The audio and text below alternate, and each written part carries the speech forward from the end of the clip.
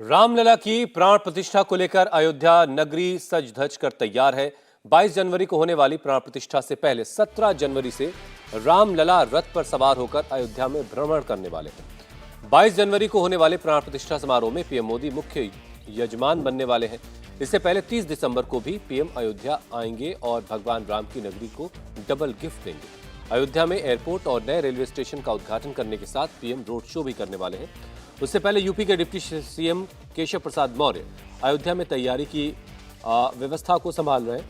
22 जनवरी के उत्सव के लिए देश भर में उत्साह है, तो वीएचपी 5 लाख मंदिरों में समारोह के लाइव टेलीकास्ट का इंतजाम कर रही है।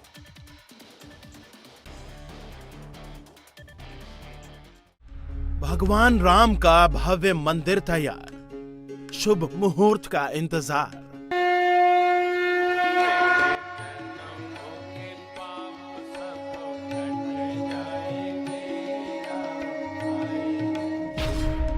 तीस साल पहले मॉडल हुआ तैयार, 22 जनवरी को सपना साकार।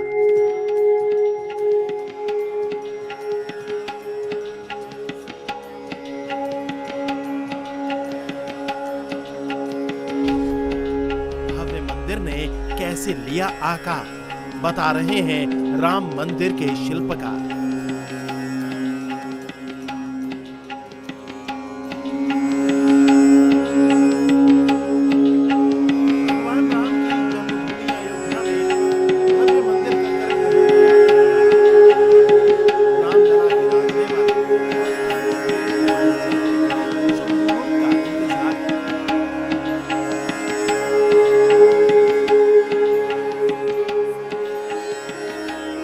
अयोध्या में भव्य मंदिर बनने के साथ एक और जहां राम भक्तों की 500 साल का संघर्ष पूरा होने वाला है, तो वहीं मंदिर के शिल्पकार चंद्रकांत सोमपुरा के जीवन भर की तपस्या भी पूरी होने वाली है। क्योंकि आज से 30 साल पहले राम मंदिर का डिजाइन तैयार हुआ था। अहमदाबाद के रहने वाले चंद्रकांत सोमपुरा ने राम मंदिर निर्माण आंदोलन के दौरान तब के वीएचपी अध्यक्ष अशोक सिंघल के अनुरोध पर राम मंदिर का डिजाइन बनाया था। आज जब उनके शिल्प का जादू मंदिर के परकोटे पर दिख रहा है, तो वो भी गदगद है। नगर शैली का मंदिर बनना था, ऐसा तो तय था। तो हमने 3-4 मंदिर के प्लान बनाए थे। उसमें से एक प्लान अशोक जी ने सब कमेटी ने फाइनल किया। इसके ऊपर से हमने सब ड्राइंग बनाया। वो ड्राइंग बनाने के बाद मॉडल बना। मॉडल बनाने के बाद कुंभ मेले में सब संतों के सामने रखा गया। तो फाइनल हुआ कि ऐसा ही करना है। जब नया कोर्ट का ऑर्डर आया कि ये नया मंदिर बनना ही है, उस टाइम में तो सिर्फ 2 मंडप थे। इसके बाद में देखा गया कि ये तो एक विश्व का बड़ा से बड़ा मंदिर बनेगा। तो आगे हमने एक मंडप किया, साइड में 2 मंडप किए, पूरा कॉरिडोर किया।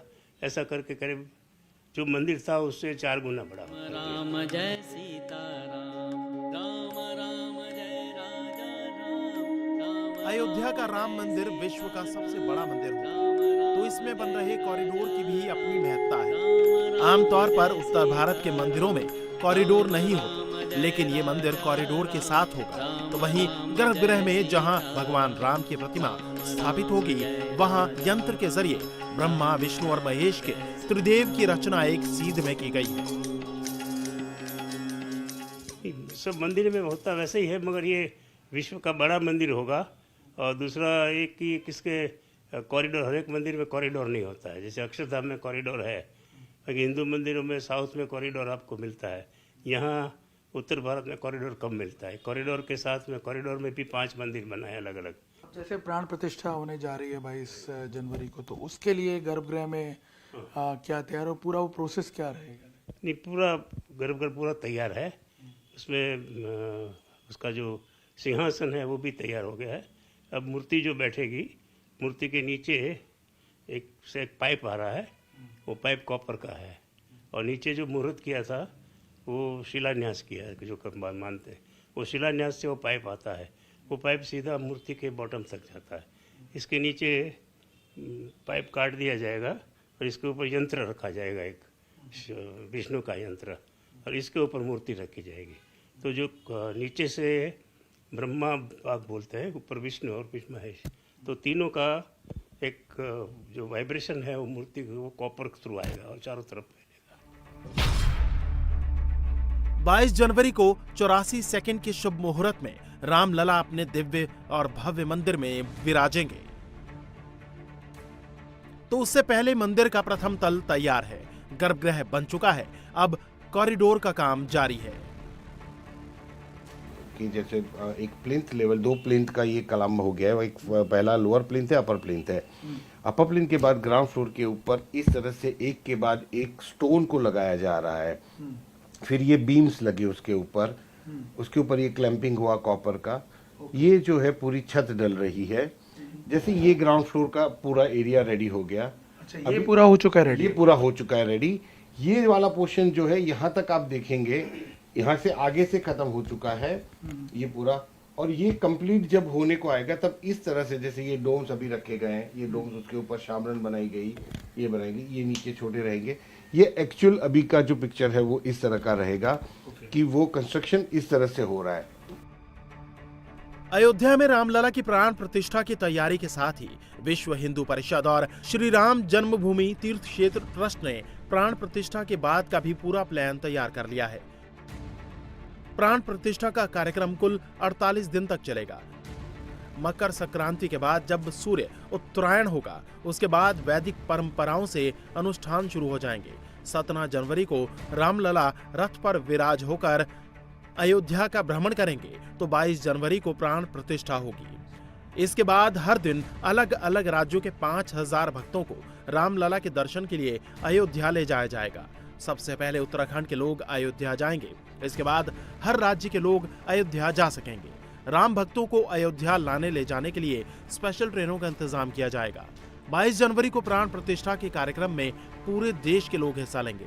इसके लिए हर घर में पीले चावल ले जाकर न्योते भेजे जाएंगे। विश्व हिंदू परिषद ने 66 क्विंटल चावल और 1 क्विंटल हल्दी खरीदी है। ये पीले चावल 60 करोड़ लोगों तक पहुंचाए जाएंगे। देश भर में 1 जनवरी से 21 जनवरी तक 50,000 प्रभात फेरियां निकाली जाएंगी। 22 जनवरी को 5 लाख मंदिरों में प्राण प्रतिष्ठा के कार्यक्रम को लाइव दिखाने की व्यवस्था की जाएगी। 17 जनवरी से रात्रि को मंदिर की डोली पर आएंगे, अगले दिन जलवास होगा, फिर एक दिन अन्नवास होगा, एक दिन शय्यावास होता है। 22 को प्राण प्रतिष्ठा, तो 17 से शुरू हो जाएगा। पूरे विश्व के हिंदू समाज को, कम से कम 12.5 करोड़ परिवारों को 1 जनवरी से 15 जनवरी के बीच में घर जाकर पीले चावल देके निमंत्रण करेंगे कि कार्यक्रम देखना है, टीवी पे नहीं, अपने घर के टीवी पे नहीं देखना, अपने मोहल्ले के मंदिर में देखना है, उसको अयोध्या मानना है। और जब आरती आए तो मिलकर गाना है। 5 लाख से ज्यादा मंदिर, और मैं विश्वास करता हूं कि 7 करोड़ से ज्यादा लोग इस कार्यक्रम में शामिल होंगे। देश को अलग अलग हिस्सों में बांटा है और वो बांट करके प्रतिदिन लगभग 4-4.5 हजार लोग 1 या 2 विशेष ट्रेनों से हम अयोध्या लेके जाएंगे, उनको सबके दर्शन कराएंगे। हिंदुस्तान में जितना लड़ाई संघर्ष देश की आजादी के लिए हुआ होगा, वैसा ही लड़ाई संघर्ष केवल राम जन्मभूमि का है। केवल मंदिर तो इस देश में कम से कम 3000 तोड़े गए हैं, किताबें लिखी गई हैं। रामलला की प्राण प्रतिष्ठा से पहले 30 दिसंबर को प्रधानमंत्री नरेंद्र मोदी भी अयोध्या जाने वाले हैं। मोदी अयोध्या में मर्यादा पुरुषोत्तम राम एयरपोर्ट और नए बने रेलवे स्टेशन का उद्घाटन करेंगे। इससे पहले अयोध्या में स्वच्छता अभियान शुरू कर दिया गया है। सोमवार को स्वच्छता अभियान की शुरुआत यूपी के डिप्टी सीएम केशव प्रसाद मौर्य ने की। उन्होंने खुद राम की पैड़ी और राम जन्मभूमि पथ पर झाड़ू लगाई। यह 550 वर्ष के बाद एक ऐसा उत्सव, एक ऐसा त्योहार, जो उत्सव, जो खुशी त्रेता युग में मनाई गई होगी, वह हम देखे नहीं, हम लोग पढ़ते हैं। लेकिन एक बार फिर से त्रेता युग लौट आवे, ऐसी अयोध्या बनाने का लगातार प्रयास चल रहा है। जबरदस्त अयोध्या सहित पूरे प्रदेश और देश में उत्साह है और इस कार्यक्रम की दृष्टिकोण से ही मैं भी यहाँ अयोध्या जी में ही लगातार रहूंगा। अयोध्या में होने वाले समारोह को भव्य और दिव्य बनाने के लिए सीएम योगी ने डिप्टी सीएम केशव प्रसाद मौर्य को अयोध्या में डिप्यूट किया है। केशव प्रसाद मौर्य 31 दिसंबर तक अयोध्या में ही रहेंगे। एक तरफ केंद्र से लेकर राज्य सरकारें मंदिर के उद्घाटन समारोह को भव्य बनाने में लगी हैं, तो विपक्षी दलों के नेताओं ने बीजेपी पर राम को हाईजैक करने का आरोप लगाना भी शुरू कर दिया है। और बीजेपी की तो बात ही छोड़ो, जब यहां मुंबई जल रही थी तो एक में वो हिंदू हृदय सम्राट बाला साहब ठाकरे जी और उनके शिव सैनिक, ना हाथ में कोई सत्ता थी ना कुछ, जो देशद्रोही अपने खिलाफ आए थे, धर्म के खिलाफ अधर्म, तो धर्म की रक्षा करने वाली शिवसेना है। क्या रामलला आपकी प्रॉपर्टी है? हाँ, रामलला आपकी प्रॉपर्टी है?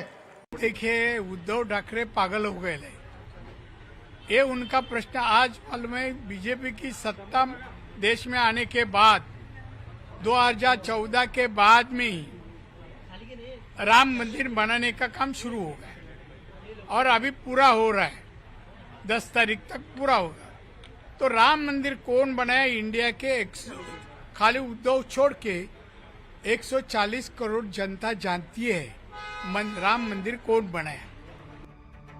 समाजवादी पार्टी के नेता स्वामी प्रसाद मौर्य भी उद्धव ठाकरे जैसी भाषा बोल रहे हैं। स्वामी प्रसाद मौर्य ने बीजेपी पर राम के नाम पर मंदिर और धर्म की मार्केटिंग का आरोप लगाया है, तो उन्हीं की पार्टी की नेता डिंपल यादव ने भव्य मंदिर निर्माण की सराहना की है। राम मंदिर बनाने में भाजपा का कोई योगदान नहीं है। वो माननीय सर्वोच्च न्यायालय के आदेश से बन रही है, तो माननीय सर्वोच्च न्यायालय के आदेश का सभी ने स्वागत किया था। भाजपा तो केवल राम मंदिर का मार्केटिंग कर रही है, उसका कोई कंट्रीब्यूशन नहीं है। मैं समझती हूँ कि जो कार्यक्रम हो रहा है अच्छा है, कार्यक्रम हो रहा है और राम जी का जो अस्तित्व है, जो राम जी क्या चाहते हैं, राम जी चाहते हैं कि हम सबके मन में राम बसे। जो उनका चरित्र है, जो उनका स्वभाव है, उन स्वभाव को हमको अपनाना है, उसको ग्रहण करना है और लगातार उसी पथ पे चलना है जिस पथ पे राम जी चले थे। जो सच्चाई का पथ है, जो ईमानदारी का पथ है, जो सबको मिलकर चलने का पथ है। तो मेरा मानना है कि सभी देशवासियों को राम जी को ग्रहण करने का समय सही समय है। तमाम सियासी वार पलटवार के बीच देश की जनता को 22 जनवरी का इंतजार है, जब रामलला अपने भव्य मंदिर में विराजमान होंगे।